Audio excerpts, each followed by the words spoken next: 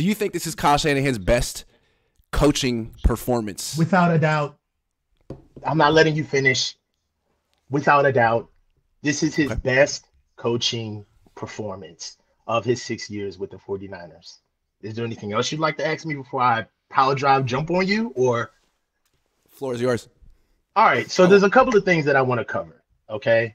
Notwithstanding all of the things that are on the surface as far as the quarterback and blah, blah, blah. But one of the things that we have to understand is that this team has more than one rookie playing for it on the offense. This team has virtually 2 rookies playing on the offensive line.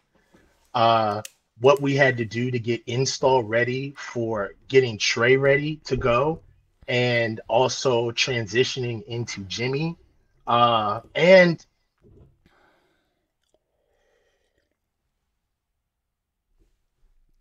I bet you someone called him. Someone called him. Nobody called me. Oh, okay. What happened? All right. I don't know. Well, it's all right. The zero sum of it of where we stand is standing at 11-4. I just think that there's a lot of things that we don't look at that I just want to use some of your talking points. One of the things that you love to bring up is how all of these guys that exodus out of our franchise are somehow the smoking gun, the guy who really is smart enough to get it done. You know, the Mike McDaniels, the Robert Saleh is the real emotional heartbeat of this team, not Kyle. DeMeco Ryans is the real on-the-ball player. He's the one that actually played. And Mike McDaniels is the real genius. What do you have to say about the sum of all parts of what our offense has had to do with virtually a new offensive coaching staff? This is a whole new offensive coaching staff. Another thing is that there is a lot of first-time guys on this coaching staff. I mean, it's hilarious how I love Brian Griese, but you yourself kind of scoffed at his introduction and the interviews that you gave to him of how he categorized his job. I'm just gonna come in, I'm gonna do my best, and he was very humble. He was very lukewarm. And as soon as you start to see an uptick with the quarterbacks, for some reason, the first thing you want to go to is the rookie quarterback coach who's never coached before, ever. But Kyle gets no love. He gets no credit for coaching that up. And the number one job of head coaches, Grant, is they coach coaches. That's their job. They coach coaches. And you have going on 3 once DeMeco Ryans leaves, you're going to have 3 coaches who not only are going to be head coaches in the NFL, but they don't have long resumes. They're first-time position coaches at their jobs. Robert Saleh was a first-time defensive coordinator. DeMeco Ryans is a first-time defensive coordinator. All right. Mike McDaniels didn't even get a chance to be the OC. He was the run game coordinator. So I understand that it's cool to pick apart the people who get a shining star once they get out of the organization, they get head coaching jobs and they get places to go. But who's left on the roster, on the coaching staff that you're going to give credit for the success of this team? Who's left, Grant? You just attacked me for like 4 minutes before I said a word, man. You talk a lot. I give you back super chats. I haven't said a word. You say Kyle gets no love? I give Kyle no love. Is that true? Under protest. Under protest? That's protest, not true. Grant. Under protest. Grant, honestly speaking, you give Kyle love when you are flat-footed and have nowhere else to go. Like, it's almost, this is what I do love about you. You keep your integrity. But when it comes to giving Kyle love, it's like there's no stone left unturned where it's like, all right. Dude, that's not true at all. He's doing a great job this year, man. Look at me. Listen to me. He's doing a great job this year. Kyle Shanahan doing a great job this year. Can you not put words in my mouth, please? All right. Lower your tone. Strengthen your argument. Hold on. Lower your tone. Before I start your argument. Okay. Came out guns blazing. Oh, no, you said that you was going to stop on me. He's doing a great job this year. I don't want to have to argue against a position that's not mine. Let me just start off right there. He's doing a great job this year. Okay. The question is this the best coaching year he's ever had with the 49ers? And what I would say is no. I actually think what he did in 2019 was even greater. He did a great job this year, but in 2019, he did it with Jimmy. He went to the Super Bowl with Jimmy Garoppolo. You know how I feel about Jimmy Garoppolo. And I felt like that year Kyle had a dilemma. He's like, man, Jimmy's coming off an injury. He had that 5-pick practice. He did not believe in Jimmy. He's like, I got to work around Jimmy. But at the same time, I know I got to keep him healthy because if he gets hurt, I'm screwed like the year before. So he had this whole dominant run game that the league couldn't stop. And, I mean, he embarrassed the Packers multiple times. He won the NFC Championship game by 1 million points, throwing 8 times. It was a bit of a masterclass, and it fell apart at the end because I don't believe you can win a Super Bowl working around your quarterback. You got to trust him at a certain point. And Kyle never trusted Jimmy. But what he did that year working around a quarterback he didn't like, I thought was amazing. And Kyle hasn't made it to the Super Bowl yet this year. He could win the whole freaking thing, in which case I would have to say, yeah, but he's not done yet. And I just don't want to discount what 2019 was because that was another hell of a year. My issue with Kyle is that it's like every 3 years with him. I'd like him to do it, you know. There's a reason that he's under 5. Well, he's just recently over 500. But no, I can't knock him. I can't knock him, man. He's doing a great job. He's doing a great job. This 8-game win streak is very much about him. All right. Well, by your logic, if you're giving Kyle credit, I had to back you off. I had to back you off, man. You came on my show first thing and threw a fastball at my head. I'm like, wait a second, hold on. Listen, man. The first thing you need to do when you start a game is create dominance. This is my identity. I kicked my feet up on that little green chair in the background. I had to kick my feet up. Couch. Fuck your couch. Yo, all right. By your logic, though, if Kyle Shanahan gets credit for going to the Super Bowl or having a lot of success with a quarterback that he had to work around. I mean, if we're going by the Grant Cohn logic, then Kyle Shanahan should get even more credit by working around 2 quarterbacks that he didn't want. Hey, you give him as much credit as you want. You give him all the credit in the world. Can I just say one thing? I don't believe that, but I'm just using your logic. Let me make a point, okay? Look, Kyle's doing a great job. He's doing a great job. But I think what's so interesting about this season is that everything turned when Brock Purdy became the quarterback. That was the quintessential moment of this season. And he never would have been the quarterback if Jimmy hadn't gotten hurt.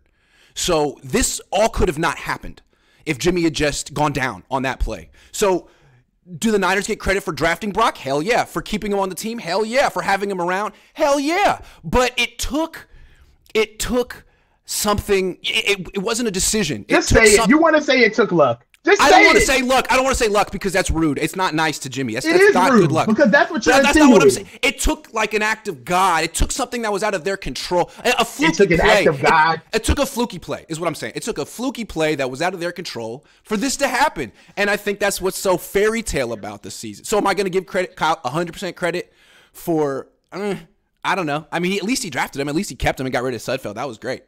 But like in retrospect, you know, the move would have been to just have him be the backup quarterback. Because frankly, he might have been the best quarterback on the whole roster. So going to Jimmy and losing in Denver week 3, like that was avoidable. He could have gone to Brock. Or that's all I'm saying. But am I saying that Kyle hasn't had an A year? Am I saying that Kyle hasn't had an A year? No. I'm just saying that, you know, maybe it was 2019 was better. If that's okay. I don't want to upset you. I don't think that's okay. I don't think that's okay. I'm being honest with you. That's not okay. Not okay. Okay. Listen, let's play the ESPN game. Take the names off, take the logos off, and you just tell the story of a quarterback who is a 7th round rookie draft pick, Mr. Irrelevant, winning 4 games in a row at an uptick offensively better than his predecessor, which was a starter for more than 5 years with the team and took them to a Super Bowl. Any other team without the name Kyle Shanahan on it, people would be yelling from the mountaintops. Let's be honest. Kyle's a dick, and this is the dick tax. People don't. Yes, it is. Yeah, people don't like him. People don't like him, so it's hard to give him praise. I totally disagree. No. Harbaugh was prickly. Kyle is quite nice. Sometimes if I ask him a question like, "Hey Kyle, why'd you get Trey Lance hurt?" Like he'll get upset at that. But If you ask him a question, he'll give you great answers. I like Kyle. That's another thing, man. Dude, you got to stop putting words in my mouth. I like Kyle. I know you don't like him. I like Kyle. Dude, I do. You don't like him. I do. I really do. I'm telling you I do. I'm not lying to you. Okay. I do like him. All right. That remains to be seen. I do like him. That remains to be seen. Okay. You haven't convinced me. You have not convinced me. I don't need to convince you, man. I know you don't. I know you don't. Far be it for me to put myself there. But all I'm saying is that, and I honestly think that, you know, liking him is really not important. You know what I'm saying? No, it's like not my job to like him. It's not his job to like me, but I appreciate it. It's not your job. But I mean, I just wish that you would fawn over him the way you fawn over like assistant coaches on the same damn staff. I mean, Coach Forrester, Kasarik. I mean, you treat some of these guys like the holy grail, like Kyle did hire them. Sure, absolutely. I'm just saying, like, you know, Coach Kasarik is the top D-line coach in the league. Is Kyle Shanahan the top head coach in the league? Not yet. He could be. He has the potential. Not yet. All right. I mean, you want me to call him the best head coach in the league now that he's, 4 games over 500? Like, nice, No, dude. but I do want to talk about some of the things that, all right, so look, so if we're going to go with, like, all right, let's go in your realm. Like, Kyle blows games. He doesn't finish games. There's an issue. Like, I'm sorry, Grant. Grant, you're looking like you didn't expect this type of rhetoric from the old ball coach today. You just hit me with a bunch of the topic was, is he having his best coaching year yet? And you just hit me with a bunch of straw man arguments that I didn't make. You're like, and you said this. I'm like, nah, I didn't say that. I didn't say that. You can't tell me how I feel about certain positions and argue against that. Okay, so that's a straw man. Okay. All right, that's fair. So out of the years that you've covered this team with Kyle here, which is all of them, right? Let's be fair to you. Where do you rank this season? I just told you. To me, this is the best team they've had. It's Kyle's second best coaching job. They have 4 losses. This is the best team they've had. They lost 3 games in 2019. They lost 3 games. You asked me a question. I was just answering it, but okay. Yeah. Why do you say this is the best team they've had? Like Kyle Shanahan got raffled this roster. Like, part of coaching is development. Part of coaching is getting the right players. Part of coaching is galvanizing a locker room. Part of coaching is having the right leaders. I know that you think that this is like Disney bullshit that I'm just giving you, like some Remember the Titans shit, but it's really not. Like, that's important, Grant. That's coaching. That's all of the stuff that we don't talk about on press conferences. That's the reason why you can why are you so mad? Why are you so mad? I'm not mad. All right. I'm not mad. Am I mad? Do I seem mad? You seem mad. No, I'm not mad. I'm not mad. The friends who talk to me, they are used to this. Okay. All I'm saying is that that's coaching. You know, that matters. You know, when you get a coach that gets disrespected like a Hackett, or you get other guys where people don't respect the man who's got the headset, that matters. Can I say, did I not give Kyle Shanahan credit for his for some of the personnel if I say he gets no credit for personnel? No, you have not said that. You have not said that. I'm just saying, we're talking about his coaching. And all I'm saying is with this roster, I do feel like there are other coaches in the league that could be 11-4 right now or better. But the thing about this season that's no. Let's stop there. Who? Come on, man. Who could do? Yes. Who? Are you going to cut me off 15 seconds into every answer I give? No. Kyle let you talk for 4 minutes when you started on the show. Straight up. I didn't interrupt you at all. I'm just saying. I think it's fair to say that maybe Nick Sirianni could be 11-4 with this. I mean, it's the best roster in the league. That's all Niner fans tell me. It's the best roster in the league, and yet they have 4 losses. But they came early. They're peaking at the right time. They're on an 8-game winning streak. The season isn't over yet. We don't know yet if it's the best coaching job he's had. It's an 8-game winning streak. Would they start off an 8-game winning streak in 2019 to start? He's done this before. He's had very good stretches as a coach. He gets a lot of credit. I don't understand why you think I hate him, why I think he's no good. He gets a ton of credit. I don't think you hate him. I don't think I don't. That's a serious accusation. I like covering him. I really do like covering him. And a lot of people think I'm trying to run him out of town. No, I like covering him. I like putting him on the hot seat. It's fun. It seems like he always does well when I do it. But no, man, I'd like to coach him for the next 10 years. He's very open. And when you ask him football questions, he explains. A lot of coaches don't do that. So I appreciate that. Just want to say that. I do. You know what I'm talking about. I do understand what you're talking. I know what you're talking about. You know what I'm talking about. Some coaches are like, I'm not going to go there. He's definitely willing to go there as long as you don't be like, hey, why'd you mess up? He doesn't want that question. Whereas like some coaches, like Saleh, you could ask Saleh that question. He'll be like, very good. That's fair. You know, John Lynch would ask that. Kyle's like, man, who the hell are you? Okay, fair enough. That's how Jim Harbaugh was. That's how most coaches are. That's fair. That's fair. You know what I'm saying? But if you ask him like a straight up football question, he's happy to take you to school, which most 99% of coaches feel like it's not my job to teach this journalist this question. And it's not. So I appreciate that about him. So what are the things, okay, for you to change your mind? What do you have to say? Win the Super Bowl. And he could do it, man. If he wins the Super Bowl this year, he's a legend. Straight up. Straight up. For him, win the Super Bowl. For him? So wait a minute. Win the Super Bowl. You got the team, man. You got the quarterback. You got the defense. Like the NFC's wide open. Now I know you're probably going to have to go through a Hall of Fame quarterback at the end, but and if he loses a Super Bowl, I'm not going to say he's trash. I'm still going to say I still have certain reservations about him. Is that fair? I feel like I have certain reservations about Kyle. No. I feel like that's hedging, though. Honestly, I feel like you're hedging, and Can I tell you why? So I have to say that he's the greatest, no matter what.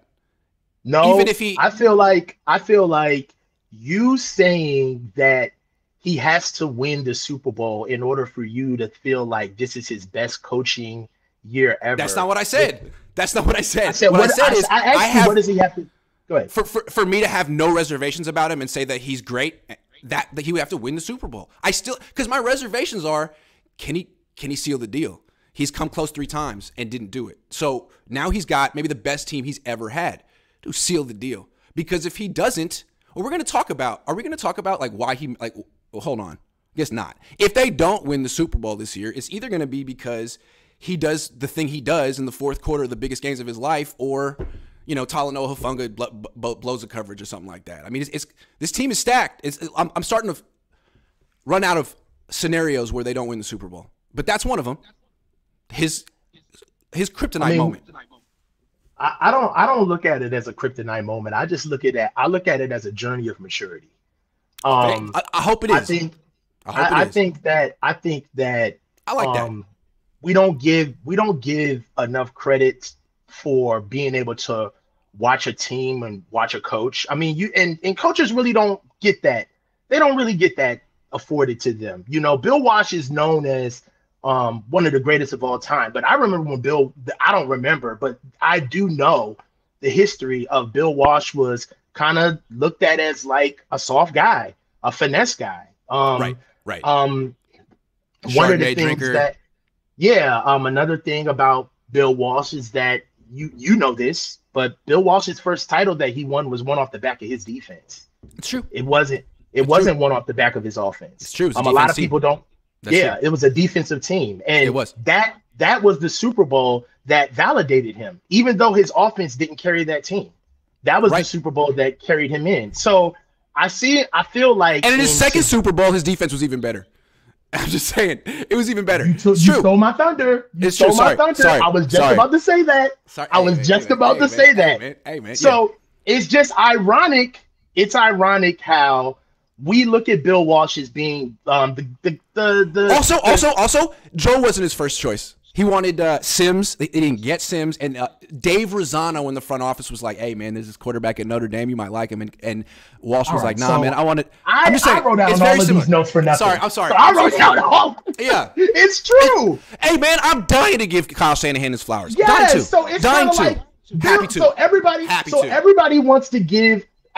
We have revisionist history because history is best told without gaps in it. But Bill Walsh didn't want Joe Montana.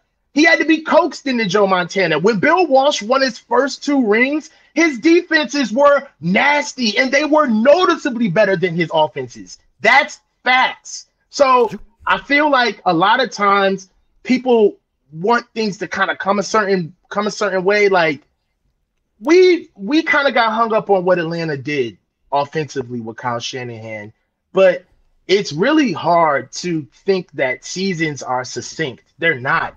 They're in a vacuum. They literally are one point in time to the next. That's it. And I understand that they're the same players and that they carry over from year to year, but the team is not the same. Okay? And every year you have to do it. That's why Kyle Shanahan calls the playoffs what? A tournament. It's a tournament. It's one iteration off a team. I thought you would have known that. You and your dad. Stop quizzing me, man. Yeah, but he calls it a tournament because it's their way of coaches where they look at a one team literally as that's it. This is it in a vacuum.